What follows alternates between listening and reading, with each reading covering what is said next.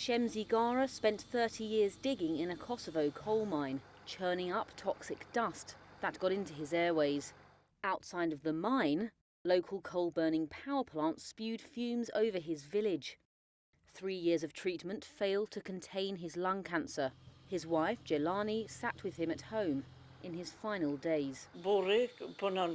My husband is employed at Kosovo's energy corporation, KEK. He worked outside, and when the wind blew, it was dreadful for him, as he had to breathe all the dust. He used to come home, and only his eyes were visible through the dust. He had a difficult job, but what could we do? He had to provide sustenance for the family. Days after this was filmed, he died. Shemzi is one of 2 brothers that Mohammed Gara has now lost, both having worked at the mine. He said the pollution coming from it is so severe, local residents can't even hang clothes outside. As much of the world moves to reduce the use of fossil fuels, pollution in Western Balkan countries remains stubbornly high. It's due to household heating, outdated coal plants, old cars, and a lack of money to tackle the problem.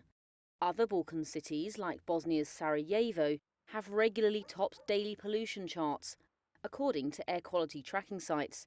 Edith Sisic lives in the city, which sits in a valley acting as a pollution trap, and was on Tuesday branded hazardous. Our house is situated 100 meters from a plant that contaminates our environment and adversely affects our life. I was unaware of the potentially lethal repercussions until serious ailments emerged as a result of pollution. The air is contaminated with several pollutants and is hazardous to life by all quality standards. I don't know why, but it seems like we're doomed to live in a polluted environment.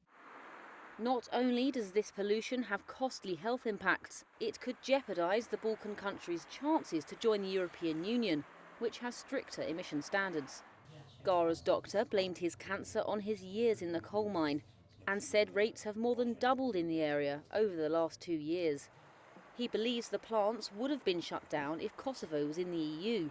Instead, he expects cancer rates will get worse.